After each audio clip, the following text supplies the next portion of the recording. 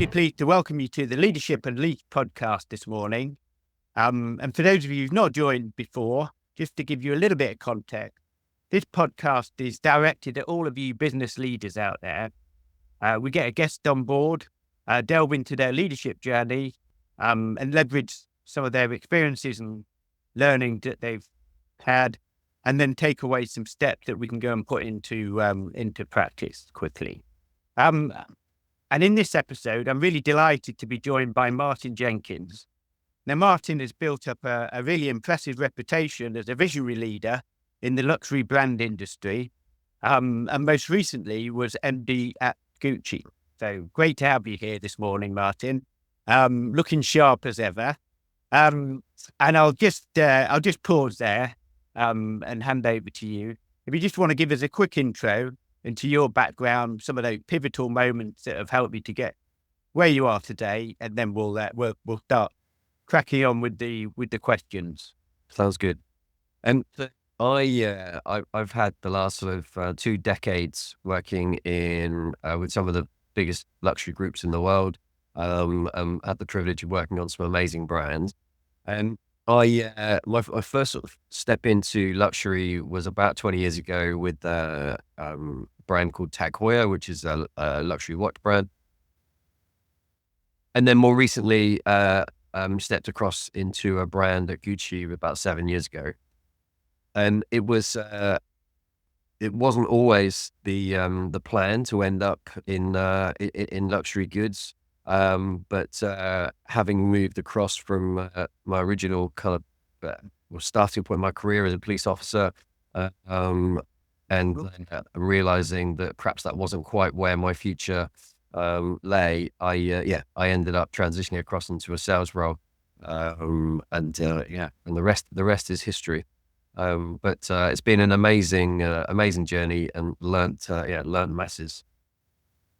Did you say police officer? Yeah, when I was 18, I was looking. I had a social purpose and a social calling, and decided to try and do some good in the world. But realized that very quickly, unfortunately, that at that point, you spend most of your time sat behind a desk more so than actually going out and doing what I'd signed up for. So, and working in the public sector for me was. I didn't like the idea of having my the next 30 years of my life kind of prescribed for me. So stepping into private sort of private business was more suited to my skills, and I guess my personality as well. Wow! Oh, you've done the miles there, haven't you? Certainly got a breadth of experience. So I'm going to jump in with that obvious first question and just say, how did you feel when you took on that role of MD at Gucci? What was going through your mind? It was I guess it had been building up probably the 2 years in the run up into that, and my last role as commercial director when I finished with Heuer. And I just got to a point where I kind of felt like I was ready for the next step. I had a brilliant relationship with my boss, and we're very transparent. We had a relationship, and we talked openly around what my next step might look like.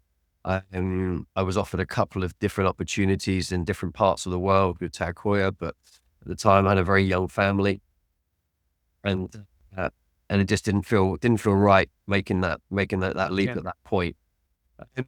And then so after a couple of years of kind of discussions internally and not really finding the right moment, I was approached by Gucci and had the discussions around what that role would look like. And I think when you're in that headspace of you feel like you're ready for that next move, you're in a very confident place because the role that you're doing, you're competent at, and you have a lot of self-belief. When you feel like you're ready to step into something new. It was a bittersweet moment leaving Heuer, because I'd loved the work that I'd done there, and I'd loved the team. But the opportunity to step into my first sort of ND role was very enticing. So terrifying at the same time, but it was it was the right time and the right move for me. Yeah. Um, I guess the that first day, kind of walking in and with I guess in a different set of shoes and really trying to get my head around the differences from the role that I'd had, which obviously was not the I had a lot of people around me. Yeah. I think one of the things you learn very quickly when you get to an MD position is that if you're not careful, it can be quite isolating. Yeah. Yeah. Yeah. So you need to make sure that you put in a support structure of peers, and trying to build a new network. And where did you get that network from? To be honest with you, to begin with, I probably didn't. I think I'm sort of looking back on it now, and once I'd established those things and perhaps realized what I needed, but there was probably a period for the first kind of year or two, where you're so absorbed by the role, and it becomes all encompassing, that you sometimes forget about those needs, and Yeah. and the challenges that come along with a big job. You can, it's very easy to lose sight of some of those perhaps on reflection, some of the more important things, Yeah. personal well-being, etc. But soon, once I'd kind of, I guess once I'd spent some time in the role, and had some, I guess some learn, you learn who you can trust in big organizations. And it's, and when you have those relationships, it's really important that you use them as sounding boards and you find appropriate people to be able to have those conversations with. Because it's, I'll say otherwise it can be quite an isolating experience. Quiet. I mean, I just say you obviously went into it from a position of strength. There's a lot of people who I know have taken on that sort of role, and they feel completely unprepared for it. And another thing they would say also is that network of support that you sort of alluded to there is often not there. So you've got, step into this leadership role, which the organisation's really keen for you to do. But then there's the assumption that you must be ready, so we don't need to worry about giving you that support. But as you say, it's very easy to get all consumed by it. And where do you go? And I guess within, coming back to your point about it being a bit isolating, who do you turn to? And I just wondered, did you ever call on a coach? Was that ever something that you tied out? I had a couple of people, I guess, in my life that I had known over the years, that were never sort of direct. I was never directly involved with them from a work point of view, but they were on the periphery of what I was doing. Maybe part of the same organization, but the broader organization. And I would have conversations with people because you're right. To your point about there being this assumption that you can just come in and you can do it, and I think there is an element of in certainly in big organizations where it's a kind of a sink or swim mentality, and it can be the more senior you get, I think the expectation is the less support you need. But in reality, it is almost the reverse. Probably the other way. And the more senior you get, the more complex the challenges become. And that is not only from a technical and operational point of view, but also a kind of a HR perspective and having to navigate all those different things. So having support structures in place is really important, and whether that's delivered by the organization or whether that's something that you have to put in place yourself, is obviously determined by the setup of wherever you end up. So what did you find the biggest challenge? What was the thing that really? I think it probably. I mean, I think adjusting to this position where everyone is looking to for vision, for support, for clarity, and and ultimately the buck stops with you. I'd been very used to when I worked at Tag Heuer and part of the LVMH group. They are accountability is runs through the whole organization. Yeah. So there is an expectation that when you are asked to do something or when you are tasked to do something, that it gets done and it gets done well. Yeah. And so, stepping into in a deep position, that was certainly always been my mindset. And then trying to get that message across and trying to get that behavior across can be quite challenging if it's something that's not kind of culturally already exists where you're going. Was it already there when you stepped in? Sorry, was it already in place, or was that something that you had to put a little bit of effort and time behind? Yeah, I mean, there was, I think a lot. It's difficult to say that that's there isn't accountability across an organization, because ultimately there are very good people, and then there are people that perhaps don't feel as accountable. One of the areas that we focused on, in this kind of cultural transformation piece that we went through over the first couple of years that I was there, it was about accountability, about transparency, trying to get people to work in teams as opposed to kind of silos, which, can become in big organizations, can happen very easily if you don't manage the communication channels and manage the decision making in the right ways. So yes, I mean, to answer your question, what was the biggest challenge? I think it was adapting to a new culture, and trying to get my vision across, and for it to be consistent. One of the things I think that, as a leader, you, if you don't continually repeat and reinforce your vision and your values, then, people move on. People don't, it's not in their, they don't live and breathe them the same way that perhaps you do. So you have to find ways to continually reinforce those messages, without ramming it down people's throats. And did you have any way of sort of doing a sort of temperature check to see if the message was hitting home, if people were getting the vision, if it was warming them up, so to speak, they were getting on board and we were getting behind it? I think I've done over the years, I've done surveys and, and there was questionnaires and things like that. But they generally, I don't know that you really get a true sense of feeling, because they're generally, people will always use an opportunity like that to kind of, to complain, and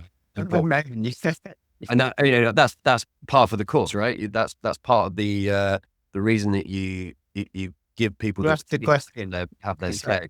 But I think for me, the best barometer is always about spending time with people.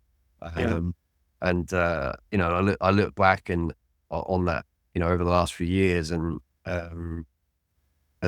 did I spend enough time with people just understanding those things? Probably not. But it's on reflection now, kind of a looking back over the last 10 years or so, that it's probably one of the areas that I probably end up getting the most value out of when I put that time.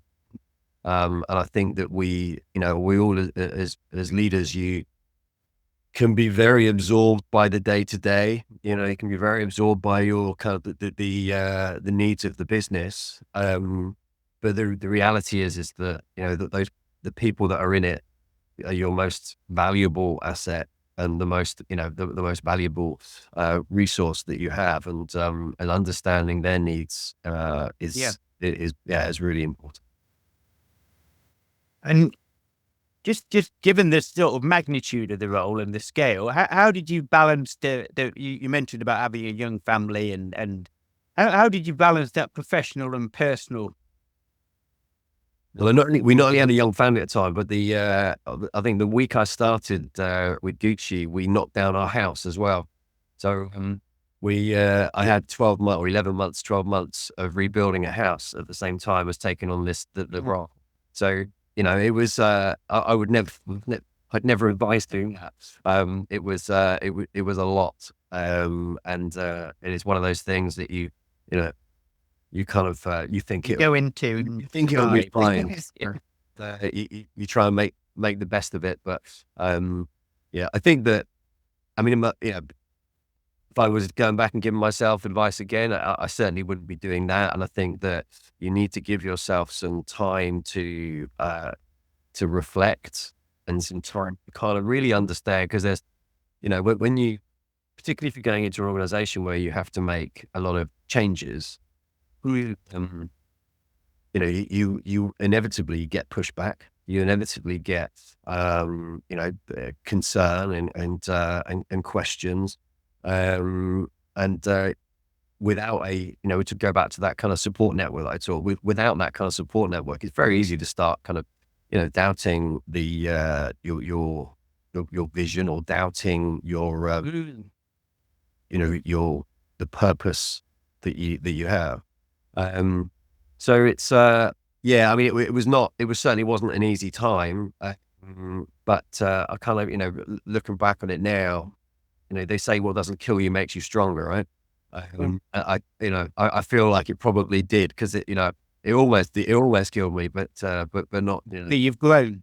I got through it. And now, when I talk about and think about my experience, those 2 years probably resonate more with me than at any other time in my, in that kind of leadership journey.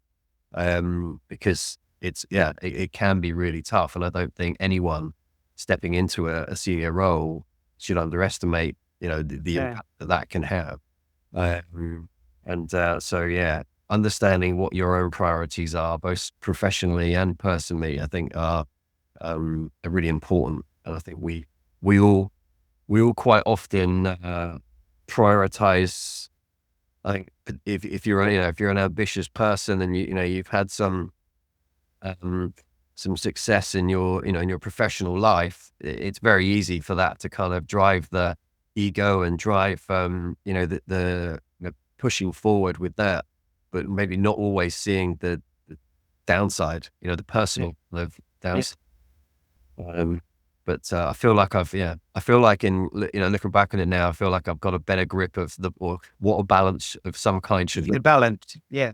I mean, you mentioned there about the tension. The tension. So you're driving change, and obviously there's going to be people who are on board and people who are going to push back, and there's people who have their own agenda or whatever. So how did you manage those tensions? And I guess also the other bit there about holding your nerves, because you're right. I mean, early days, it's very easy to start off with that, that sort of ambitious zest, but then as things start to get a little bit tough, and you might get a bit of pushback from the sort of established face, if you like. How do you, or how did you, Yeah, I mean, not veer off that and stick with it? See, firstly, I think it's important to acknowledge that we will all have doubts, right?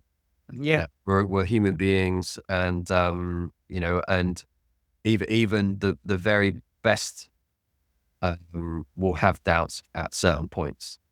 But I think having a clear vision, and a passion, for me, having a passion for the brand or the product, or what I was doing, have always been really, really important to me. And whether that's been selling entry price products, or selling the very top end luxury products, it's important that you have a passion and a respect for the brand and for what you're doing. Because if you don't have that, then everything else becomes that much harder, because, that passion helps you get up in the morning. It helps you lead with confidence because you have a belief.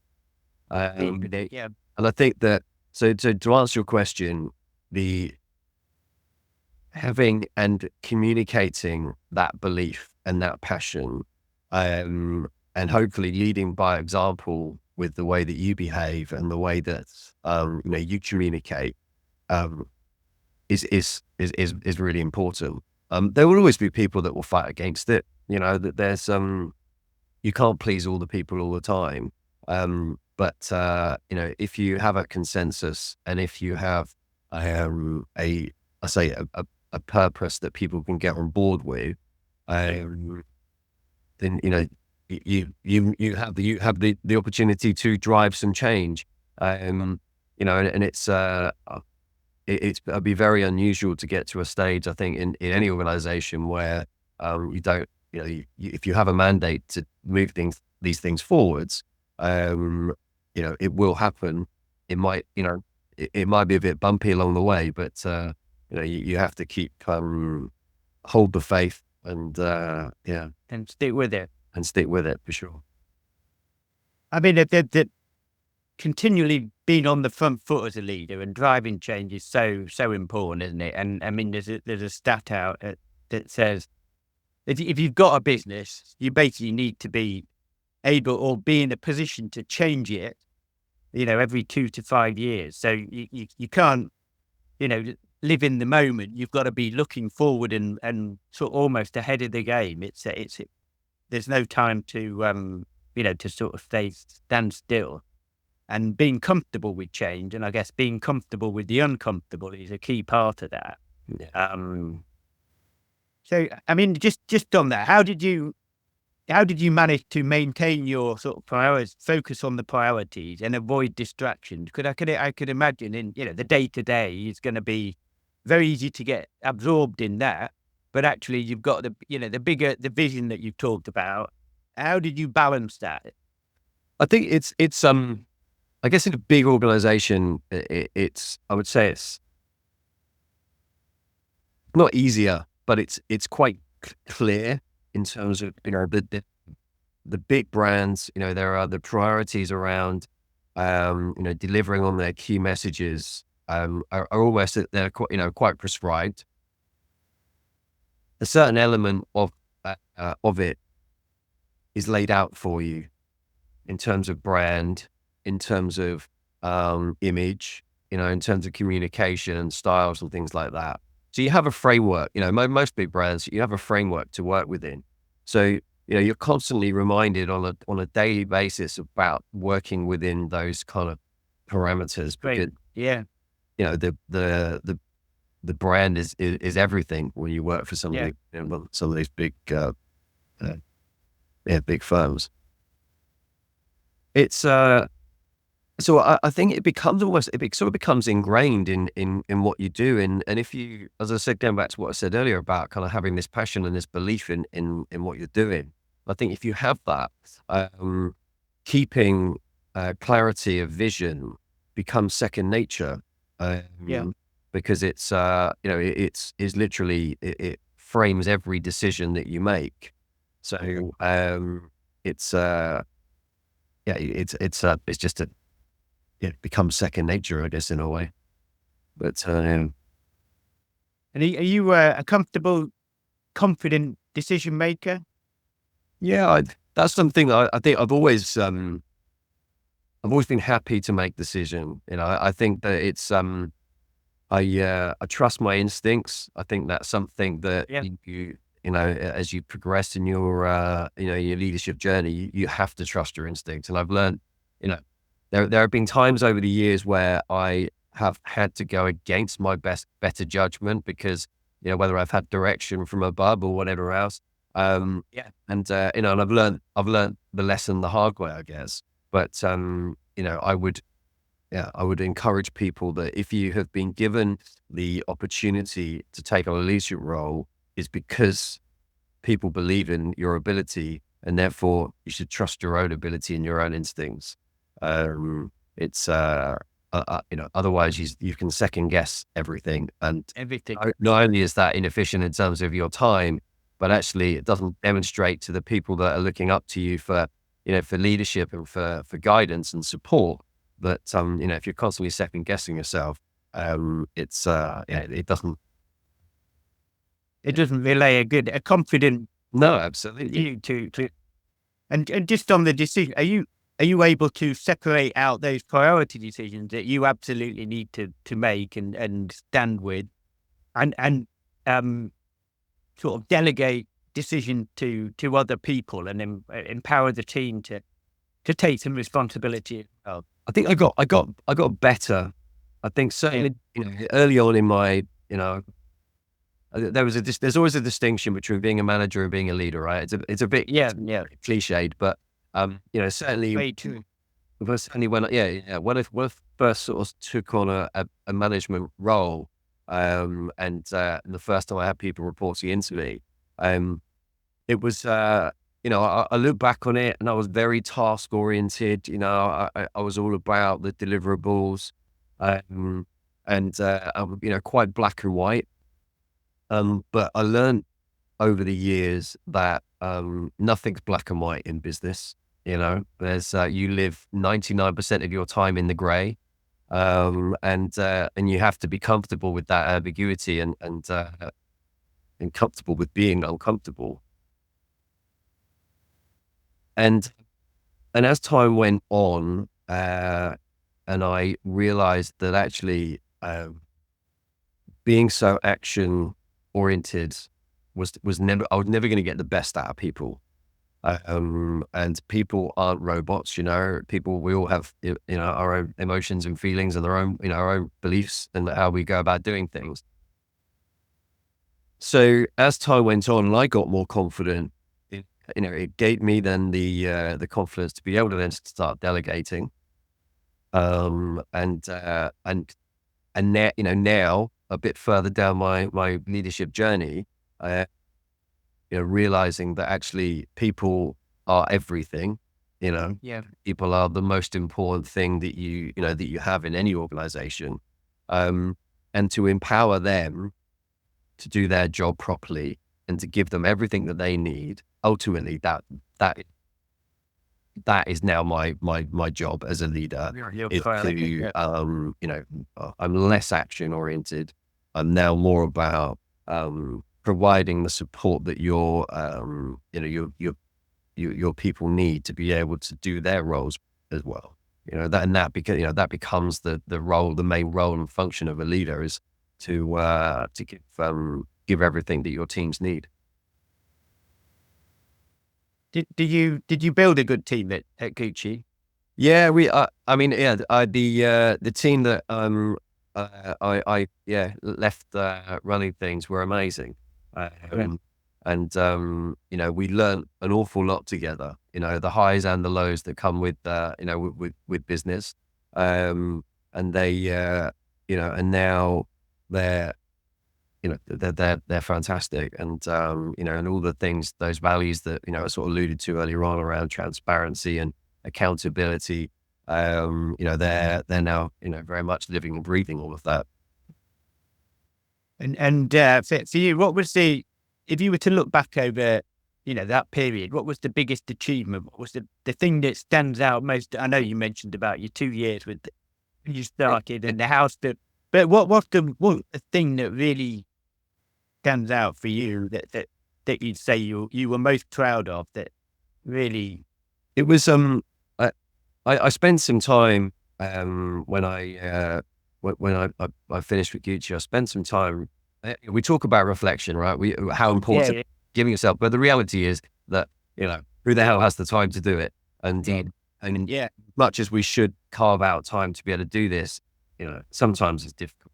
But I did have the time when I finished with Gucci, and I look back and to try and really understand and be really honest with myself about what it was that that I was most proud of, and that I most enjoyed, and that was the personal development of my team members. Yeah. and supporting them in getting their careers moving and giving them the opportunities for growth and development. Um, to the point where coming out of that, I'm now mentoring 5 people, various backgrounds, because I realized it was something that I really enjoyed doing. Yeah. And I probably got the most satisfaction out of over the years. Um, and looking back on it, that feeling that, after a one-to-one, trying to have regular one-to-ones with your team, and so that you're kind of keeping, keeping a check on how they're doing. Some of those meetings were probably some of the most rewarding moments that I've had. Yeah. And and I would, yeah, certainly, I would encourage any leaders to really embrace the opportunity to help others.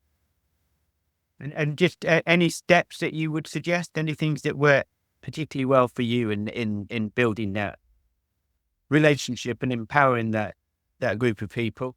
There's a As a manager, as a leader, you have to, you learn when you need to be close, and you learn when you need to have distance, because sometimes there are difficult decisions that need to be made, and you have to be in a position to be able to do that. Um, so I think that, but building a relationship um, with your team where there is, that there is it goes beyond the employer employee kind of dynamic. It's more than that. And I think that people use this term of family at work and stuff, which I'm not sure if probably the appropriate term or the right term, but I think there has to be some respect there. I think there has to be, you have to demonstrate that you are there for them. You have to actions speak louder than words. And I think that if you have the opportunity to demonstrate your commitment to your employees, and whether that's standing up for them, or whether that's supporting them through difficult times, and when and actually doing everything you possibly can to help people through those difficult times, I think that you earn that respect, and you earn that trust, and so that when it's two-way street at that point. Yeah. Yeah. You get a lot back as well. And do you think that's different with a smaller organization to, say, a big corporate like Gucci, or is the principle the same? I think the principles are the same. I guess in a smaller organization, you probably know a lot more about each other. Um, it's a slightly different dynamic. You're probably, your role is probably a lot broader in a smaller organization than maybe in a big one, where as the scale goes, people become kind of more funneled into very specific roles. But I think ultimately, trust and respect works everywhere. Yeah. Absolutely. You Yeah. you have to earn it, and I think that there are times where I've been better. There have been times where I've been better at it, and times when I look back and perhaps maybe didn't do everything that I could have done in the moment. But Yeah. that's how you learn. And I think that that's something that none of us are perfect, right? So as long as you're learning from Moving forward. Yeah. from those development opportunities, not mistakes, development opportunities, then that's the most important thing. And the feedback loop there, because obviously that's going to help you to learn and move forward. How did you get the feedback loop in your role? Was it through the team, or was it an organisation, or Yeah, we did. going back to that Oh, peer group that you talked about? the whole sort of 360 review, and that you do an upwards peer review, and you do a downwards peer review. Are always very enlightening, because you get a Yeah. reflection of how you're perceived, um, and I think it's really valuable.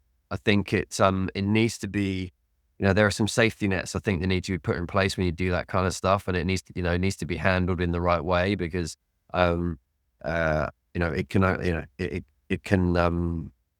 it can open a can of worms, I think, some of these things. So you need to make sure that if you're going to do those kind of, fully open reviews of people, that it's not an isolating experience. It needs to be supported in the right way. But I absolutely, I think some of the best learning I've ever had has come out of it, doing exactly that. And hearing, trying to get really honest and generally anonymous kind of feedback from people, so that they can be, brutally honest if they need to. And then at least there how you're perceived by others.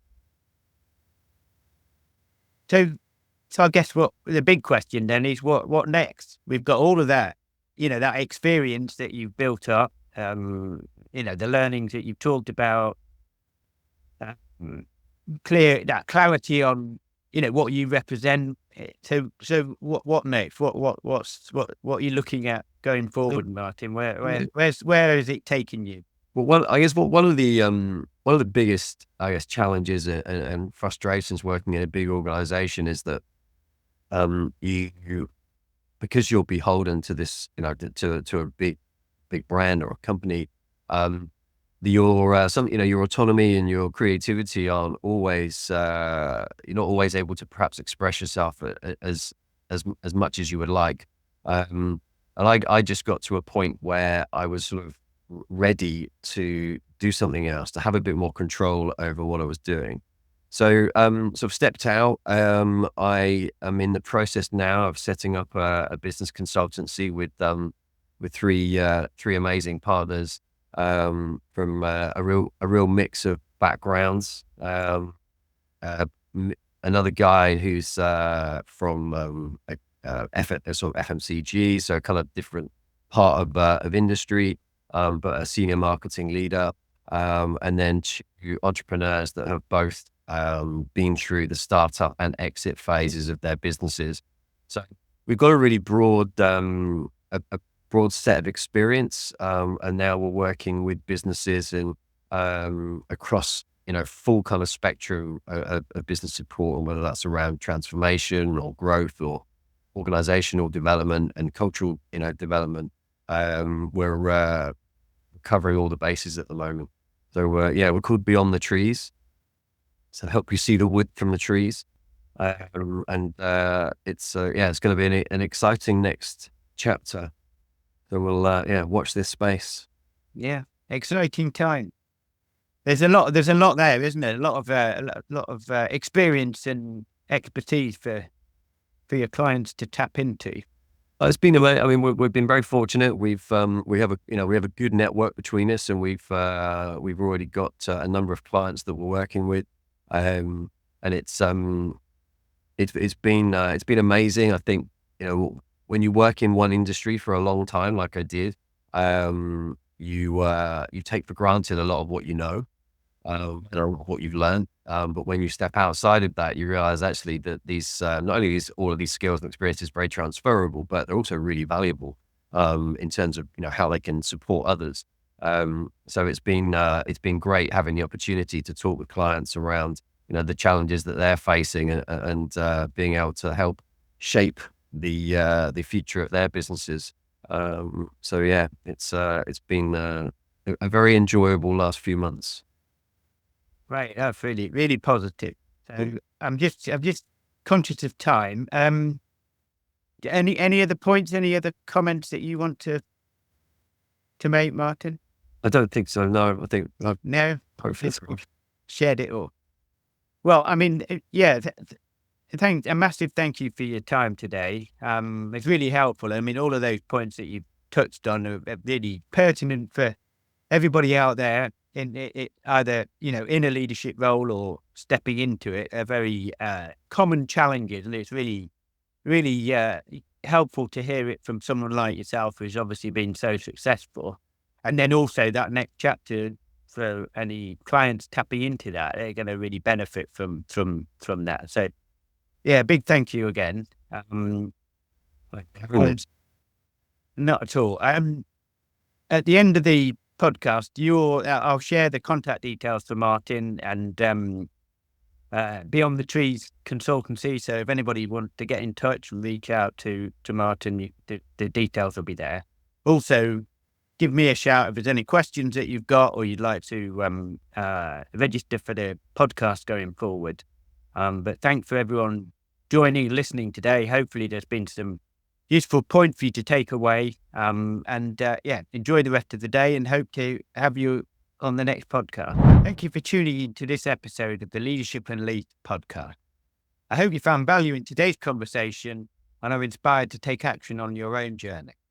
To dive deeper, I invite you to complete the Leadership Self-Assessment. This is a powerful tool designed to help you gain insight into your strengths, identify areas for growth, and take the next step in your personal and professional development. You can access the assessment directly by scanning the QR code on the screen or visiting stellacoach.co.uk/self-assessment. And don't forget to follow our guests. You'll find their contact information below to learn more about their work and insights. And of course, if you enjoyed this episode, be sure to subscribe to the Leadership and Lead podcast for more inspiring conversation. And I look forward to seeing you in the next episode as we continue to unleash your potential.